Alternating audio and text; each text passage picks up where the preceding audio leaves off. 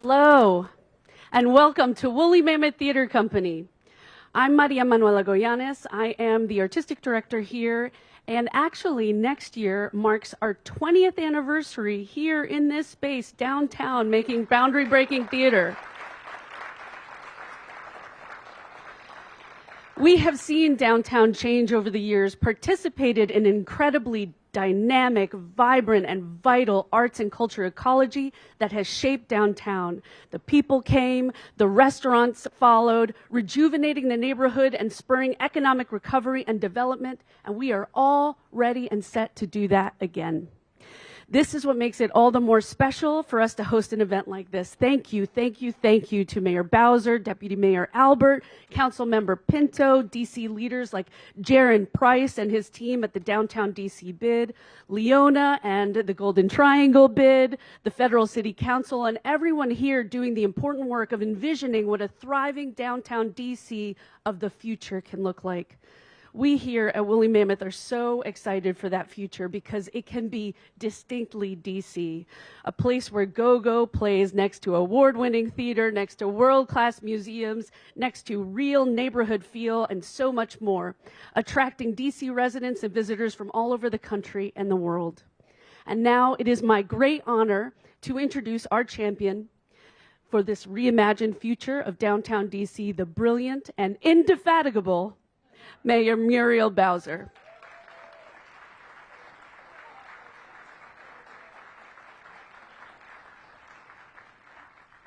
Well, good morning, everybody, and give a big hand to the wonderful Maria Manuela Goyanes and the entire team here at Woolly Mammoth, and I so appreciate that great introduction.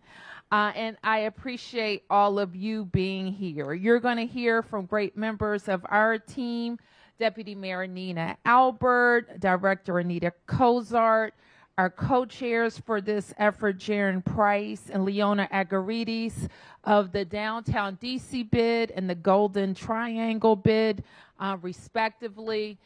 We're joined by the chair of the Economic Development Committee for the Council, Kenyon McDuffie. Please give him a big round of applause. The former Ward 2 Council member, Jack Evans. Please give him a round of applause. And now we're ready to get to business. So we were here just a few weeks ago to kick off Theater Week, and we're happy to be back.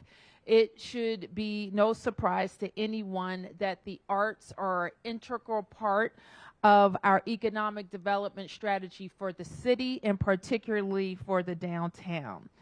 And we, as such, we spent a lot of time talking about how the arts can help activate our communities.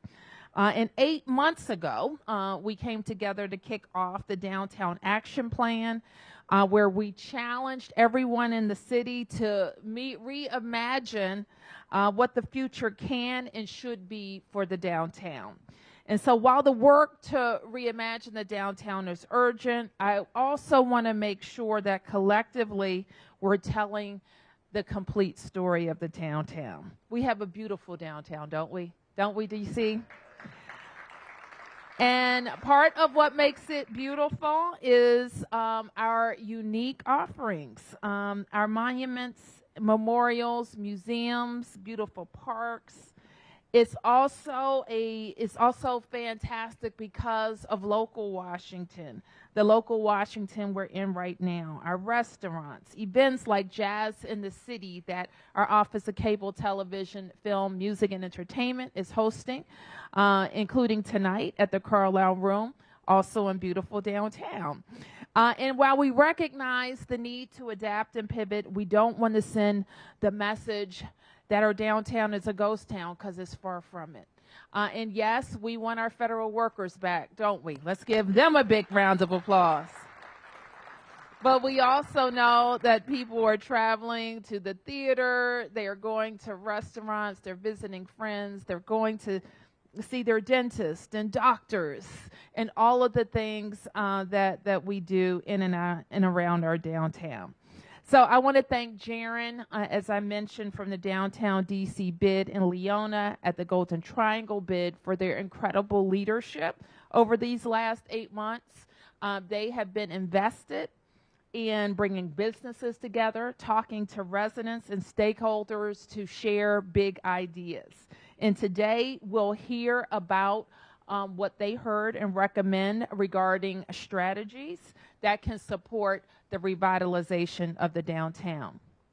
And today we're also releasing a second report and plan that's been in the works for the last many months, and that's the Downtown Public Realm Plan that shows how we can elevate downtown as a vibrant neighborhood for our current residents, 15,000 downtown residents, and more DC residents and visitors. So our team at the Office of Planning has worked with residents and businesses to develop this plan and how it will help bring the downtown to life even more in the years ahead. So a lot of the themes that you'll hear today are familiar. We've already started making progress since we launched the Comeback Plan and the Downtown Action Plan. We know, for example, that we will continue to need investments to ensure that new businesses are a part of the comeback. So we have invested $3 million in our current budget for our Downtown Recovery Grant Program. We launched the Vitality Fund that helps us have a really full and robust toolbox to attract new businesses like Virtue and Meridian. And we also know that we need more people living downtown, so we created the Housing in Downtown program.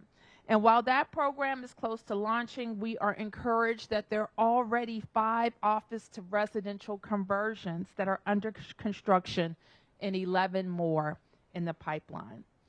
We also know that addressing public safety and ensuring people feel safe is critical to a vibrant downtown. So we committed, as you are aware, to an entire whole of government approach that includes the police department, of course, but all of DC government's agencies that focus on prevention and opportunity for our residents. So 2 weeks ago, for example, we opened the district's first safe commercial corridor hub in Chinatown. The next day, the chief was there with federal partners to announce arrest in a series of robberies at the Chinatown Walgreens. We introduced legislation that focused on accountability and getting MPD and prosecutors the tools and support they need. And next week, the council will take their second vote on Secure DC. And I hope to see all of you there to support it. And what I want to make sure that people also know about our downtown is that it will continue to be a vibrant hub for our city.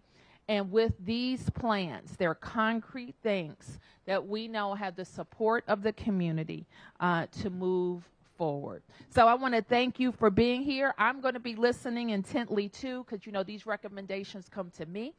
And I want to continue to work with each and every one of you. Thank you very much.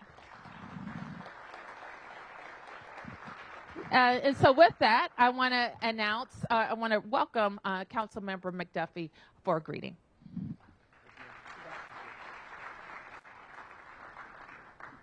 Good morning, everyone.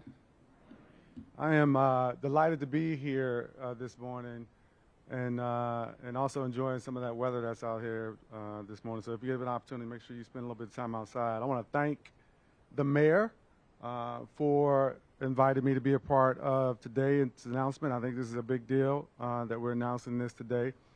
I also want to thank the Deputy Mayor, Nina Albert, as well as Director Cozart and the entire executive team for the work that they've put in on assisting with the Downtown Action Plan and the work that the Office of Planning did with the Downtown DC Public Realm Plan. I think it's very important also to recognize Maria, recognize Jaron, Leona, the teams at the bids that really put a lot of effort in to convene people, the Federal City Council, to make sure that they were getting insights necessary to put this plan in place. I think it's very important. So let's give them all a round of applause, please.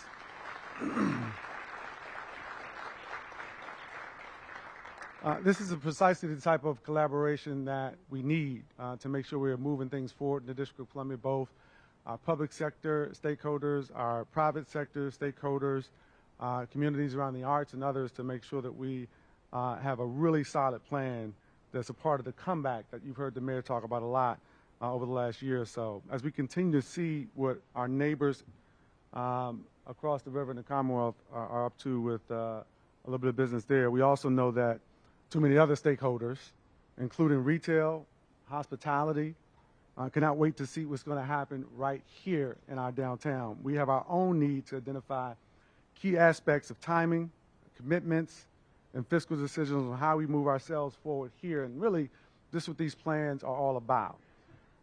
It's my hope that we take the work that has gone into the action plan, the work that's gone into the public realm plan, and make it actionable. I know that's what our next steps are going to be as part of an economic development approach that helps us attract new businesses, retain our current businesses, increase our residential population, as you heard the mayor talk about a moment ago, while also focusing on a downtown that isn't just for some people, not just for some tourists, not just for some organization. It really is a downtown that welcomes everyone. This means enhancing our public safety, addressing human service needs to the endemic challenges of our downtown core, and supporting the workers and businesses impacted by the slowdown that we've seen as of late. This may well be a cyclical challenge. I know it's hard to believe that in this moment because we're seeing some really tough challenges, but I believe that this will be a cyclical challenge, and the next few years are crucial as we must take advantage of the opportunities that come from this shift to better coordinate how we can improve our business climate and make immediate, tangible improvements to our public safety infrastructure. The district cannot look backwards. In my conversations with the mayor, I know she is looking forwards. And I know that the conversations I've had with business stakeholders, residents around District of Columbia, are looking to a brighter future in our city, and we must embrace the smart city development that our future demands. This will mean asking hard questions and making prudent decisions about our investments in economic development, housing, and our public transportation landscape. Rebuilding the economy of February 2020 isn't an option. The future is now, and today represents an important step forward. Again, I want to thank the mayor, her team, for convening everybody today. I want to thank the bids for all the work that went into the Downtown Action Plan, and I look forward to partnering arm in arm as we take steps in a really, really strong movement forward in District of Columbia, where you will see that revitalization that we all know, that we all want, and that we all deserve. Thank you.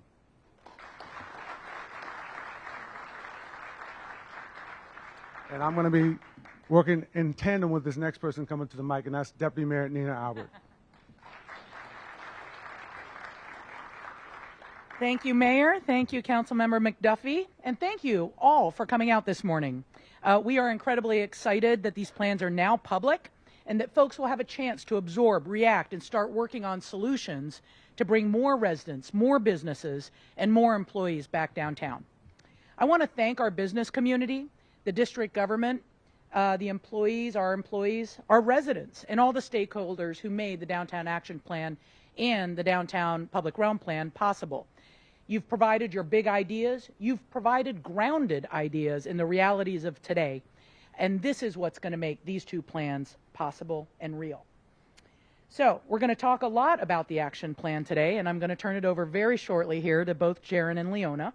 But I do want to take a moment to thank the various people who have worked on this. Not only the Downtown DC bid, staff and leaders of the Golden Triangle bid, but also DEMPED staff and many others have, and OP staff have spent time on this. And so while we talk about the importance of downtown, DC being the nation's capital, DC being the capital of the free world, we are also a community of colleagues and friends. And so today, before I begin or finish my remarks, I want to say happy birthday to Anita Cozart. And embarrass her a little bit before we get back to business. So, downtown is currently home to 320,000 employees, to 25,000 residents, and to 16 million visitors each year. That's a tremendous base of opportunity and people who have a deep relationship with downtown. But the current status is not our future status.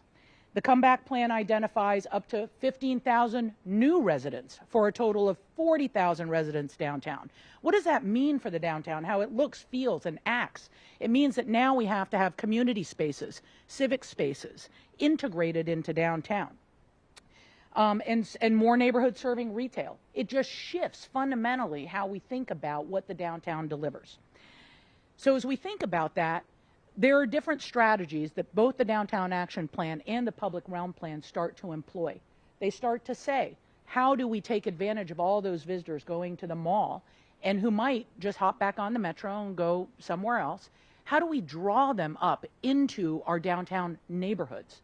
And that's what the Public Realm Plan does. It starts to identify key investments that we need to make that connection between the federal space and the federal presence and pull them into who we are, because there is only one DC, and it includes neighborhoods and communities of people. So on our economy, we've talked a long time, for many years in the district, about diversifying our economy. We now need to double down on that. But we will do it by building on the base that is incredibly strong, and that is the presence of the federal government, the excellence of our higher education institutions, and the leadership of our medical institutions nationwide. So that's what the action plan does. It starts to knit these concepts together, as well as identify the importance to things such as transportation and public space. So I also want to point out sort of how the Gallery Place Chinatown Task Force fits into all of this. The Downtown Action Plan and the Downtown Public Realm Plan are the framework for the entirety of downtown. From Gallery Place, only 1.2 miles to Foggy Bottom, which, by the way, if you think about that, is totally a walkable distance.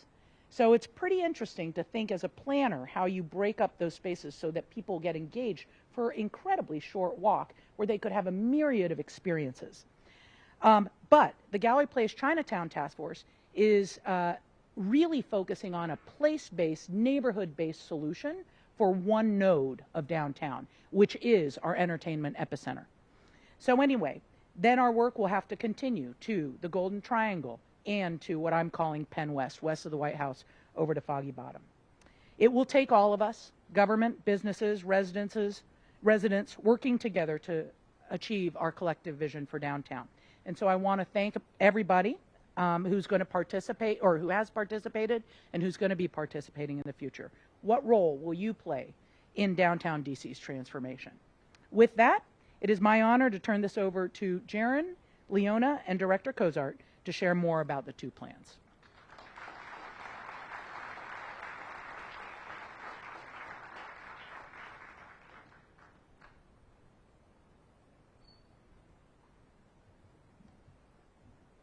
Okay, well, thank you, Mayor Bowser, Councilmember McDuffie, and Deputy Mayor Albert for that great introduction and for everything that you've done to support this effort and to get us here to this point today.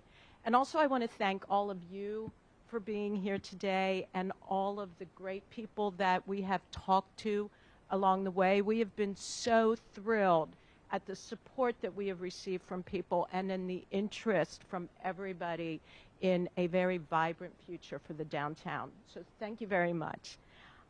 As the mayor said a few seconds ago, the two bids kicked off this action plan in May. And we did so together with our partners at the Federal City Council and our consultants, Andrew Trueblood and RC Elko. And thank you very much for all of your hard work. Today, Jaron and I are going to outline the highlights of the Downtown Action Plan. And after our presentation, you will be able to download the entire highlights report, which is 42 pages on our website, reimaginedowntowndc.com. Again, it's reimaginedowntowndc.com. Now, that 42-page report is going to be supplemented by the final report, which will be much more comprehensive. But we feel that these highlights are a very good indicator. And I just want to point that out to you because it shows the wealth of work that we have done to get to this point.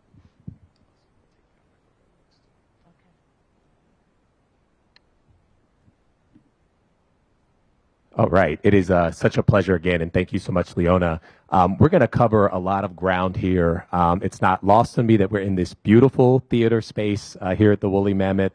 I just want to thank again the entire team here who's just been tremendous about creating a bright and vibrant cultural destination right here in the heart of downtown DC.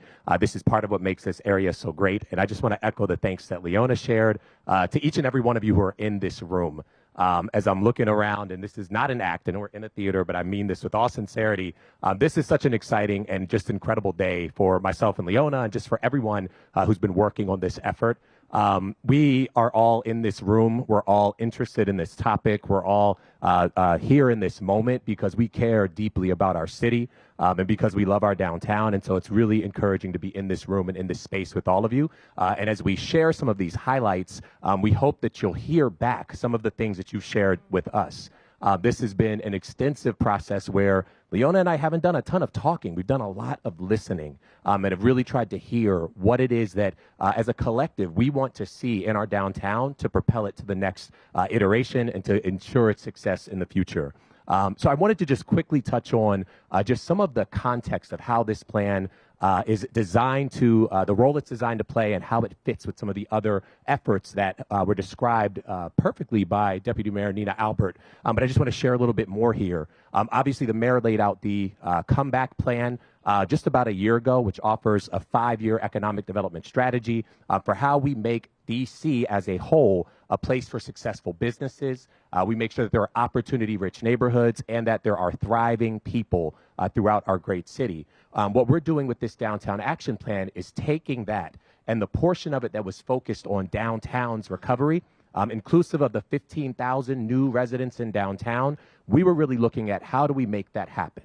What are the investments? What are the policies? What are the actions that are going to help make sure that the mayor's vision and that comeback plan comes to fruition starting right here in downtown?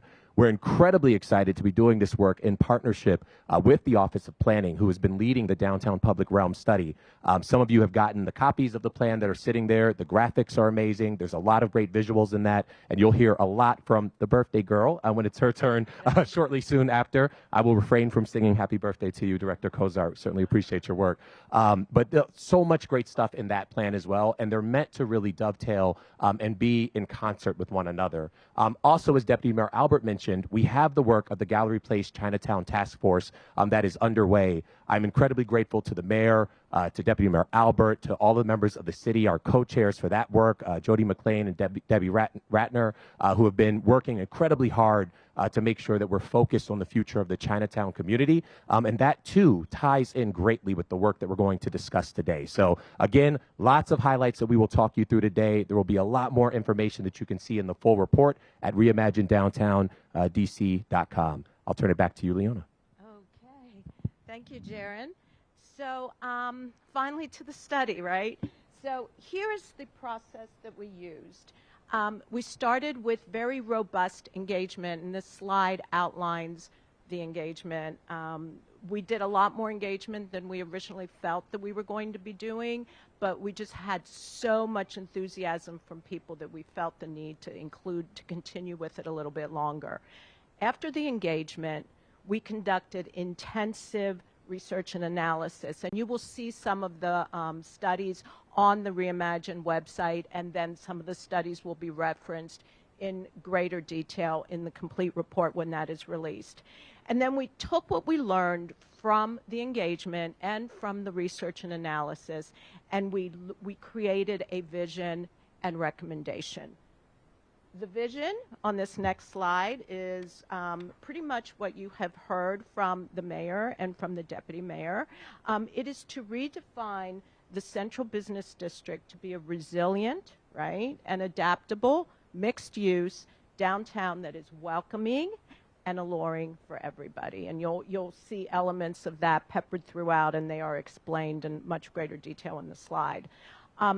The recommendations that we're going to outline for you today are big ideas that are going to generate new demand for people to be downtown. Not because they have to be for work, but because they want to be for a whole variety of reasons. And Deputy Mayor talked a little bit about creating demand and being strategic. Now, we know that the district's budget is tight, but we carefully selected investments that we felt would return yield in tax revenue and would spur private sector development. So the idea is that the public sector invests to catalyze, it generates tax revenue, and then outside investment comes in as well. Now I'd like to turn it over to Jaron, who's going to talk about the 5 foundational elements in the plan before we go to the 5 place-based nodes. Absolutely. So in order to meet the vision that Leona just described, making this a downtown that everybody wants to be in because they want to and not because they have to, we heard from you all that there are many things that need to happen, that need to be put in place. These are the 5 foundational elements that we believe reflect every aspect of what we need to be focused on. And so these are the elements that we intend to really anchor at the root of this action plan. I'm going to briefly touch on each of them and share with you a sampling of some of the actions that we believe are most important. We really are thinking about them as a do now and a do next context, and so I'll share a little bit about that. Again, these will be shared in detail in the full report, but I want to go over some of the highlights with you right now. We could jump right into the first one. I don't believe there was a single session, stakeholder meeting, engagement session, survey response that came in that did not mention public safety. And so we believe that right out the gate, the very first foundational element is that we must make sure that we have a safe downtown, and that our comeback plan is anchored in public safety. People have to feel safe in downtown in order for any of these efforts to move forward. And I should acknowledge we've had some great things that have been happening in the interim. I am incredibly appreciative of the leadership from Mayor Bowser, Chief Smith, who has been working tirelessly to try to help bring just a new and fresh perspective to public safety in our downtown core. We just had the opening of the Chinatown Commercial Safety Hub at 7th and 8th Street, which we're really excited about, but we know that more needs to happen. And so some of the things that we're calling for from an action standpoint, we believe that the city should invest in expanding the Safe Commercial Corridor grant program to ensure that we have effective strategies that are underway to enhance that safety in all portions of our downtown core. We also believe that it's critical that we enhance deployment strategies, making sure that our public safety officials can get out and respond to things quickly and be able to get about doing their business in an efficient manner and making sure the structures are in place to support that effort. We also believe that there should be some things that we look at that help incentivize and continue to bring more officers as part of the MPD cadre. And so part of that includes expanding assistance programs and things that can help to support our officers and incentivize them in working for the city. Enhancing that visibility. And one thing that we heard extensively that we think there is a lot of potential in, we should have a world-class, top-notch mental health first responder program that helps to make sure that we're able to immediately address some of the mental health challenges and needs from some of our individuals in downtown. Let's move to the next element here. So we also know that it's really important that DC is a thriving place where people want to locate and do business. We want to make this the most business-friendly downtown in the entire world. And we believe that to make that happen, we have to streamline and simplify some existing regulations.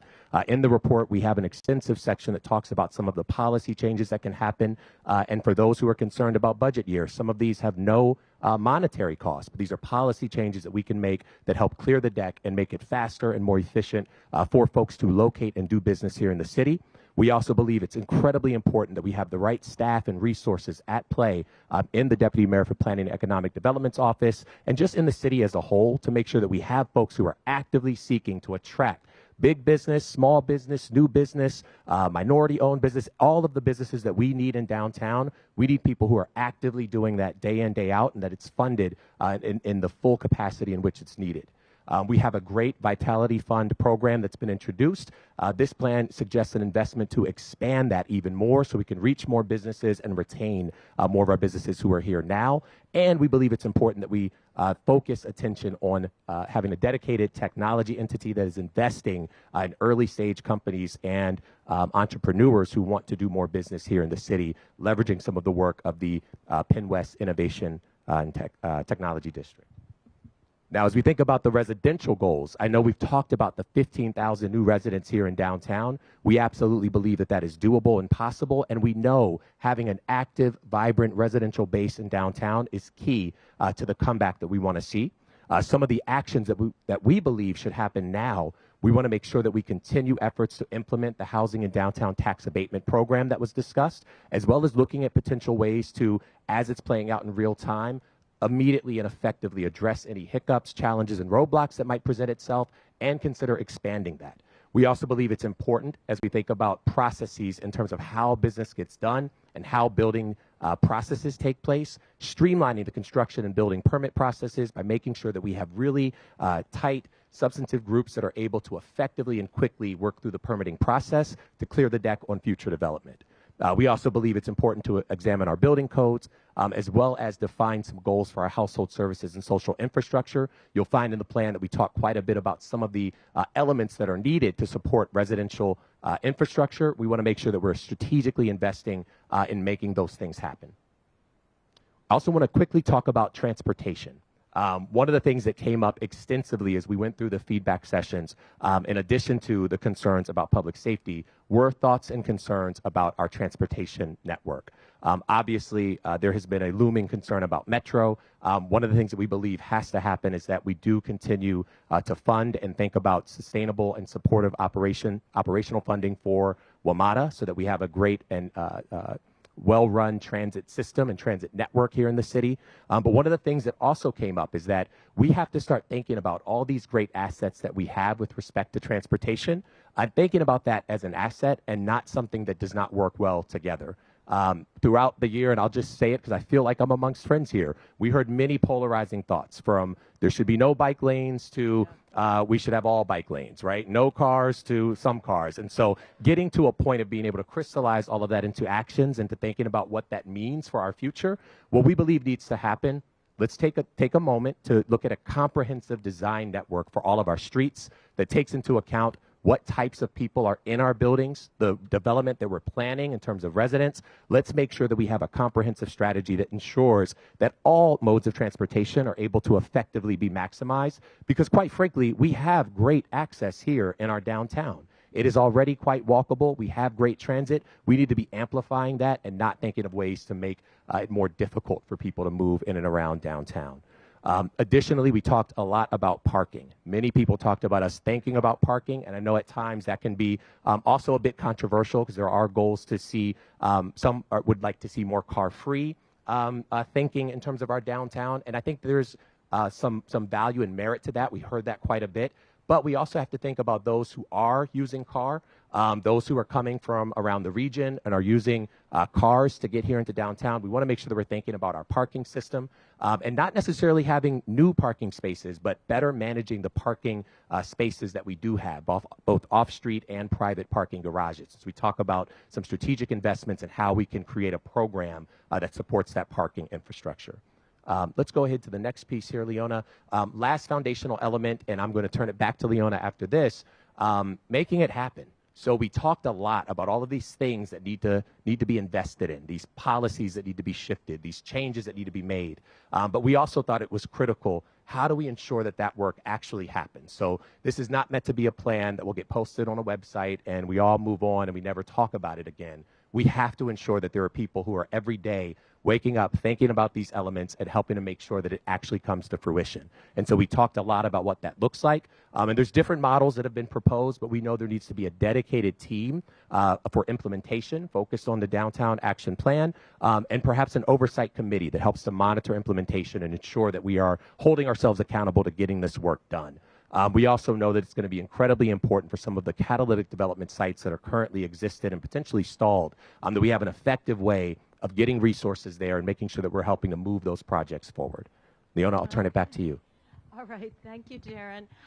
Before we go to the 5 nodes, one thing I do want to point out about parking is that we determined that it's not as much a supply problem as it is a demand problem, and that we feel that we can raise attendance during the off hours, like weekends and evenings in the downtown, if we use the parking supply that we have in the buildings a lot more smartly. And if we were better able to leverage those private sector parking garages through a common platform that people could use to look and say, oh yeah, there is parking at XYZ building right now, and it costs whatever it is. So it would be, the pricing would be demand-based. That's a big dream, but we think it's really important to helping to support thriving downtown during hours that aren't regular work hours.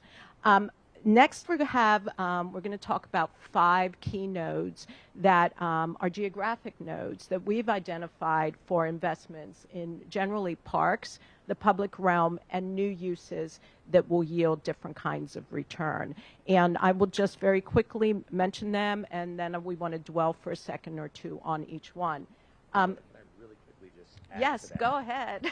So I just want to make sure folks understand the framing of this report. So I talked about those 5 foundational elements. Yeah. These 5 key neighborhood nodes, these are areas that through our engagement process and strategy, we heard loud and clear that these are areas that we believe there can be really a catalyst for future development and future investment if we focus in on these 5 neighborhoods. And so this came up quite a bit. We had a number of intensive sessions talking about block by block types of things that can happen, changes for certain buildings, looking in real time at what ownership structures look like, so that we can make some really solid recommendations for investment here. Okay, and those 5 are, number 1, the Penn West Equity, Innovation, and University District. Number 2, Downtown West. Number 3, the Historic Green Triangle. 4, Penn Quarter, Chinatown, right? No surprise. And number 5 is Downtown East. I'm going to do the first 2.5, and then Jaron will join me in the last couple. So first, Penn West. Pennsylvania Avenue west of the White House is a very rich, fertile ground. It offers a unique combination of international NGOs like the World Bank, the IMF, the IFC, the EU.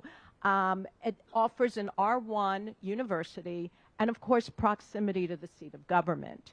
And we feel that this node can attract tech companies from around the world, and thus creating a demand for some of the extra office space and creating a global marketplace, right? New sources of demand, as the deputy mayor talked about. Well, now new sources of demand are going to be not only the district, the region, the country, but also the world. We really want to lean into that.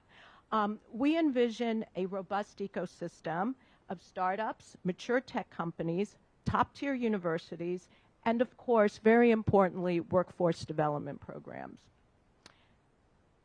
So in April, just in a few months, we will launch a global soft landing program for international startups. Make it easier for those startups to get to the United States to begin some of their research, and we've been working with a number of partners on that. From our extensive conversations that we've been having with tech companies, we're recommending that the next step is a large innovation hub where you have accelerators, you have startups, you have space for engagement, you have workforce development, you have a number of different parts of the ecosystem co-located in one building that can then continue to grow and grow and grow. And as many of you know, we're seeing more and more universities locate in the Golden Triangle. We've had 7 universities locate in Golden Triangle since 2017. And the last one, of course, is most recently USC purchasing the building at 1771 N Street. Our goal is to add even more universities in the Golden Triangle to feed this ecosystem and to replace office space that is now excess supply, and to replace it with not only universities but also university adjacent uses. You know, things like dorms, lab space, convening space, different places for university startups. Next slide, and the next node is Downtown West. And for those of you who are very familiar with the Golden Triangle boundaries, you will know that almost 100% of our buildings are office buildings. So we are quite a way from a mixed-use, resilient Golden Triangle at the moment. And so we need to take some supply out of the market, but we also need to kind of make it interesting and alluring in other day parts. So we are recommending a new entertainment and cultural district from 15th Street to 19th Street. And you'll get the relevance of 15th Street in a second when we talk about the next node, up to DuPont Circle.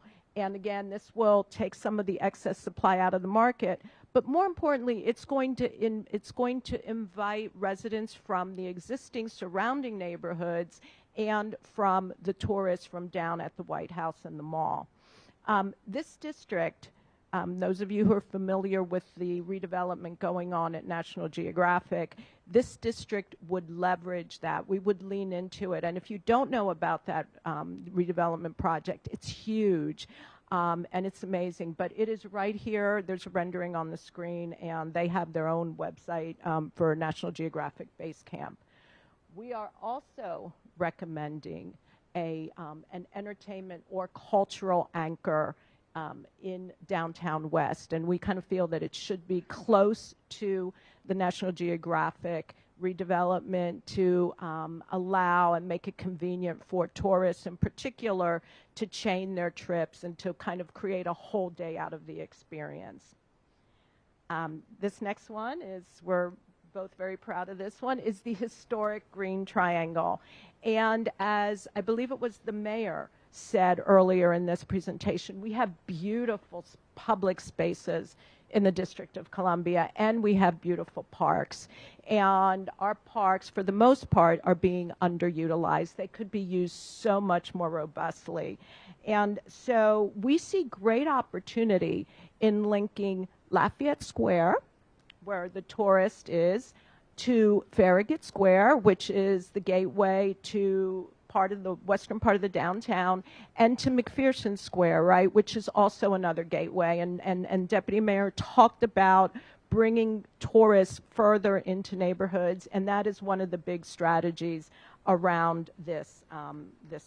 Yeah, yeah, go for it. And I'll just add to this, and Leona, you said so much here. When I think about just, when you look at that overview, go back to that slide, just that overview of the park and the historic Green Triangle, we have these beautiful park spaces, but many people don't think about how they connect and how close they are to one another. And so we believe really investing in the infrastructure to make this a really pedestrian-friendly, attractive experience can do quite well for attracting tourism and bringing more people to this area. So they don't just come to the White House and then go on about their day, but really stay and linger in downtown, support our restaurants, and enjoy the public space in a different kind of way. I also just want to call out the tremendous asset of Black Lives Matter Plaza and making sure that we bring focus and energy back there, thinking about public art that can be added to help enhance that experience. We talked a lot about and heard from folks about strategic wayfinding, signage, just ways to really connect the relevance of the cultural experience that you can gain from this area that currently just feels like a diamond in the rough. So we're really excited about the investment here. I'll move to the Penn Quarter neighborhood next, Penn Quarter Chinatown. So some of y'all know this, my team knows this. I got my start as a teacher, and so anytime I'm standing in front of a room, I feel weird not doing something more participatory, so I'm gonna do it now. I know the press is here, and I don't really care, so we're gonna do it anyway. How many people, by show of hands, have ever traversed down 7th Street in Chinatown, somewhere between, say, Mass Ave down to Pennsylvania Ave to get somewhere? Okay, every single hand is up in this room. Great, both my hands are up. Now, let's ask you this question. How many people have traversed down 8th Street between that same juncture? Few hands. Few hands. So fewer hands went up when I asked about the 8th Street question. Reason I'm saying that, one of the things that we heard tremendously throughout this process is that people feel that we have to think about some of our other streets in Penn Quarter and Chinatown and how we can better position and leverage them. We have tremendous cultural assets right along the 8th Street corridor, beginning really with the Convention Center, the Carnegie Library directly down to the National Portrait Gallery. And if you were to continue down that path on the other side of the gallery, you go all the way to the U.S. Navy War Memorial. So you have this really interesting street that currently doesn't do a lot. There's not a lot of retail there. It's kind of sleepy. There's a lot of garage entrances and some other things. We've talked in detail about how we can use this, again, diamond in the rough to truly make it shine, expand the sidewalks, bring more life, activity, and business along this important corridor to really celebrate the cultural diversity and the many different experiences that are available here in Penn Quarter. You can take the next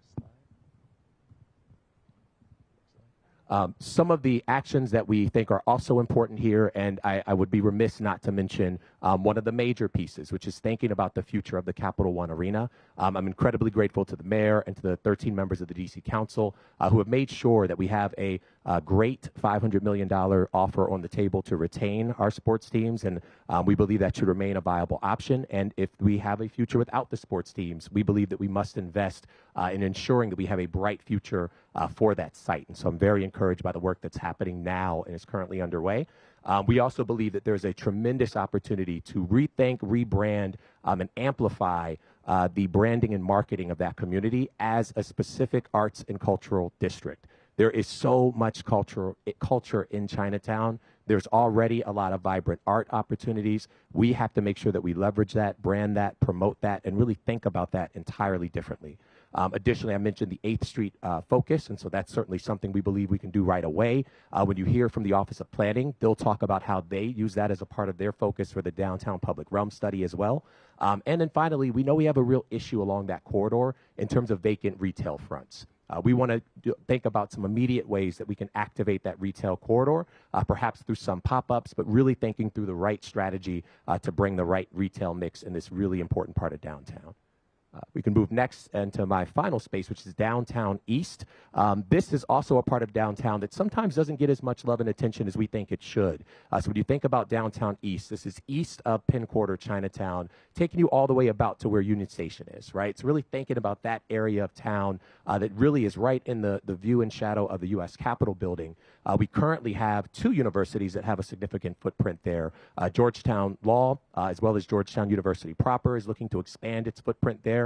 And we just had the opening of the Johns Hopkins University campus on Penn Ave at 655 Pennsylvania Avenue.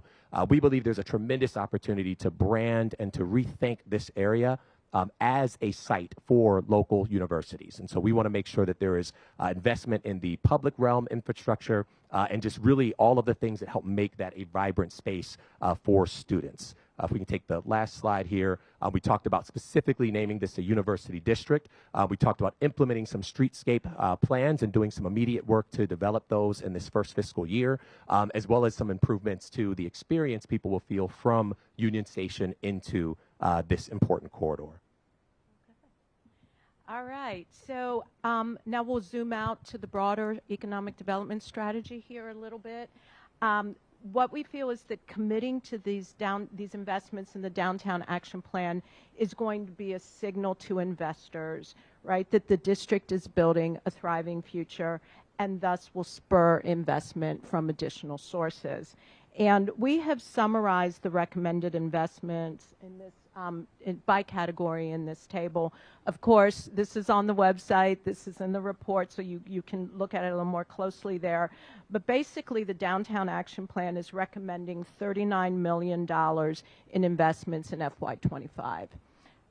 This $39 million is part of a total $401 million in investments over the next 5 years. As Jaron mentioned, through some of those foundational nodes, what we really want to do is spend this first year not only implementing, but also setting the stage for policy changes and other things that are no cost. I should add that this $400 million investment package over the next 5 years is in addition to other things that need to happen. And you've heard several references here to the Housing and Downtown Abatement Program, and that is just so absolutely critical and so important and so exciting. Metro funding, clearly, because we need to support access to our downtown and to all of our neighborhoods, in fact. And, of course, the work of the Gallery Place Chinatown Task Force. So we now have a downtown action plan.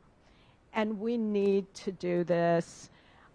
Annual tax revenues from the downtown have fallen by $240 million since COVID, right? Let me just kind of repeat that for you. Annual tax revenues every year are $240 million less from the downtown than they were before COVID. And that is just so important to the broader goals of the District of Columbia. It's not just a downtown thing, it's a DC thing.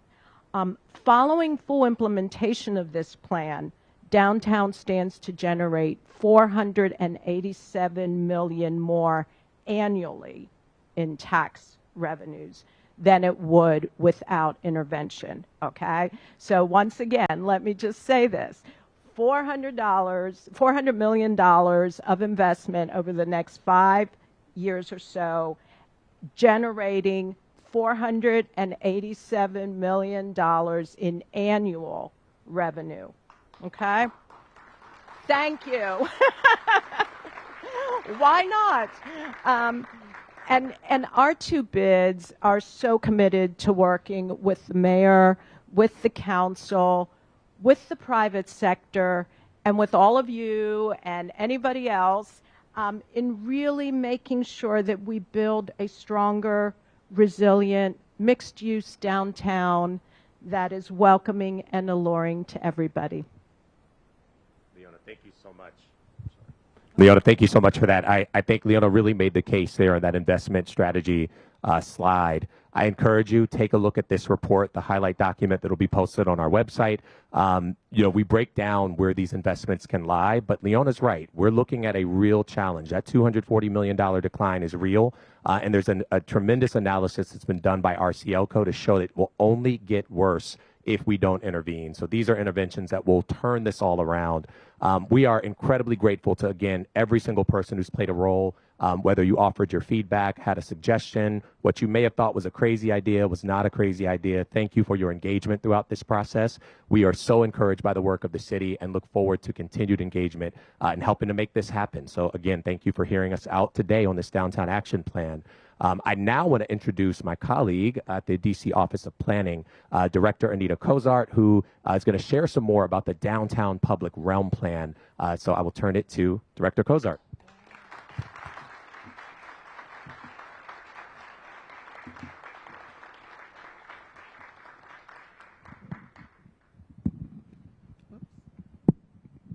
Good morning, everyone. Really glad to be here and glad to follow Leona and Jaron with that inspiring plan. Happy to talk about our focus in on the public realm plan. Before I do that, I really want to acknowledge our wonderful team at OP with a special shout out to our urban design team. Also very grateful for our consultants who supported us on this and our district agency partners who were wonderful thought partners as it relates to this. So as we get started, I really want you to think about one of your favorite experiences you've had in downtown DC. And as you think about that, were you outside? Were you in a public space? Were you in one of our iconic public spaces that you can only find in the District of Columbia? Were you on Pennsylvania Avenue for a barbecue battle and listening to music? Did you spend time at Black Lives Matter Plaza? Were you at the Lunar New Year parade? All of these experiences are uniquely DC, and they are outside, they're in our streets, our sidewalks, our plazas, and our parks. And whether you're a DC resident, or you work in the city, or you are a visitor from a state or another country, you've made memories in these iconic places. And it's also a place where we uplift our history and culture as a city. And it's a chance for us to knit together our residences, our people who are living downtown, our office buildings with our museums and our theaters and our restaurants, hotels, and more. So our focus for this work was really thinking about this one-of-a-kind public spaces that you can only find in the district. How do we leverage those spaces to attract people of all ages to downtown, entice people to stay through the day and into the evening? celebrate our diverse histories and cultures, and uplift district businesses and entrepreneurs. And so, big task, but it's consistent with our values, so we're going to go there. So we came up with, through engaging residents and other stakeholders through many months, to really think about where do we want to focus, what are the kinds of projects that we can start today that will catalyze things in the future, right? So we were inspired by input we received from residents. We are also inspired looking at other cities around the world facing similar things that we're facing in our downtown. And we focused in again on projects that we can move forward quickly to improve people's experience in downtown DC, set the stage for longer term upgrades to our streets, our sidewalks, and our plazas. And so this map here shows the location of those 4 projects along with the focus locations of the Downtown Action Plan that Leona and Jiren just shared with you. And so I'm going to walk through each of the 4 catalytic projects now. First, we have our Gallery Place Festival Plaza. In many ways, this builds upon survey results that we saw. When we asked people this question about what do you value most? What experiences have you enjoyed most in downtown? They talked about the holiday market, and they talked about Franklin Park, and they talked about the MLK Library. And so really understanding that we have these strengths, we want to build upon those, right? And so imagine being able to attend a festival or a market or outdoor concert each weekend, just steps from the Chinatown Arch, right? We're thinking about what are the ways that we can improve that public space right around Capital One Arena and the Portrait Gallery. Opportunities to take F Street and G Street between 7th and 9th, and having those festivals and markets happen regularly so that people can experience those. And even exploring ways that kind of fun seating along the Portrait Gallery steps can create outdoor theaters and opportunities for people to connect. Thinking about 8th Street again, where we can kind of calm the traffic on the street and think about creating playscapes, interactive displays, and the like.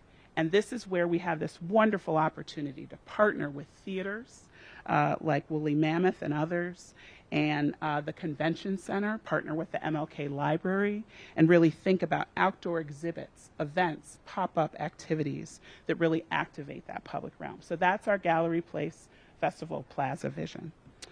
Moving west, we have Connecticut Avenue Capitol Promenade. And this is one where you can imagine kind of dining on that lower portion of Connecticut Avenue with music in the air and the White House as a backdrop. Again, only in DC, only in DC. So thinking about how we can kind of unify a section of Connecticut Avenue right there in that historic green triangle with quality seating and dining and vending. You're just right in between Farragut Square and Lafayette Square. This is a chance to amplify the existing nightlife and dining that's in the Golden Triangle with around-the-clock activity that spills out onto the street and the sidewalk. And then we can also think about farther up Connecticut Avenue, places around the National Geographic that Leona mentioned, and even farther up to provide places to linger with shaded seating and places to gather. We also have I Street Greenway, and as the Deputy Mayor mentioned, really thinking about I Street all the way from Chinatown to Foggy Bottom as this very walkable place. And we can amp up that if we think about it as a greenway, right? A place to discover nature and calm as you travel along by foot, by bus, by car. There's also an opportunity for festive and functional installations that are made from natural elements and have lush landscaping that really connects us to our environment. And why did we think about this for I Street? Because as you take that route, every 2 blocks there is a place, there's whether it's a pocket park or a large park, every 2 blocks that you can stop. And so it makes it such a wonderful place to be able to explore nature in the heart of downtown. We also envision working with tenants and businesses to think about how you might green your lobby areas to really contribute to that feeling of a lush greenway. And then lastly, the fourth catalytic project is really thinking about Vermont Avenue. And this is where we really connect to the fact that we're bringing 15,000 new residents downtown. And you have an opportunity to create a real cozy neighborhood feel, even in the midst of the busyness of downtown. This nearby Vermont Avenue is where you find many of those projects that are going on in terms of moving from office to residential. And we imagine, even though that's not a silver bullet, it's really important to have community serving amenities for these new residents. Expanded sidewalks, seating, and play features for children. There's also an opportunity to work with small local businesses to really cater to residents through incubator programs and incubator spaces. Also, opportunities always for public art and welcoming storefront designs to really create that inclusive atmosphere. So what I really want to leave you with is this opportunity again for one-of-a-kind public spaces that are so vital and important as we think about what's next for downtown, the sectors that we want to continue to attract, the businesses that we want to retain, the entertainment hub and hubs that we want to have. This is about really strengthening that magnetic pull of downtown DC's public spaces and really inviting people of all backgrounds to play and dine and shop and enjoy the one-of-a-kind entertainment and the distinct culture of our city. And so we're really excited and we're grateful for folks who've been with us through this work and the ones who will stick with us and join us now that we have some of these kind of inspiring images. We hope that they'll inspire you.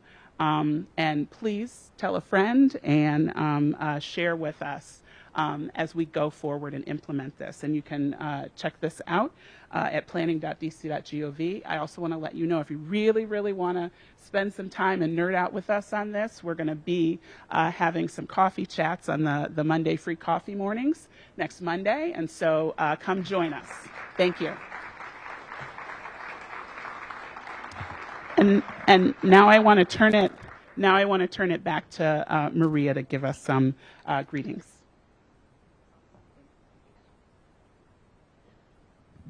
This is really exciting. Thank you for everybody who has been here. Thank you to Mayor Bowser, Deputy Mayor Albert, Councilmember McDuffie, Director Kozar, happy birthday, Jaron, Leona, Federal City Council, everyone who is doing the important work. This is the important work of envisioning what a thriving downtown DC of the future can look like.